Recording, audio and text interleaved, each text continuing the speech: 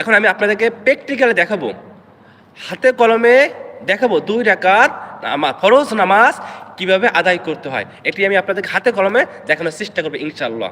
নবী করিম সাল্লাল্লাহু আলাইহি ওয়াসাল্লাম আমাদের যেভাবে শিক্ষা দিয়েছেন তার সুন্নাহ অনুযায়ী নামাজ আদায় করার চেষ্টা করব, কোরআন ও হাদিসের রেফারেন্স অনুযায়ী।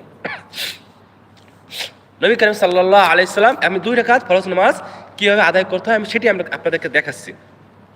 প্রথমে আপনি ওযু করে আসবেন, পাক পবিত্র হয়ে কিবলামুখী দাঁড়াবেন।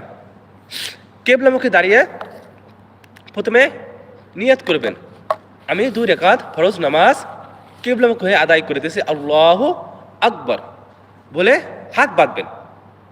হাত বাঁধার পরে সানা পড়বেন, সুবহানাকাল্লাহুম্মা ওয়া বিহামদিকা ওয়া তাবারাকা ইসমুকা ওয়া তাআলা জাদ্দুকা ওয়া লা ইলাহা গায়রুক।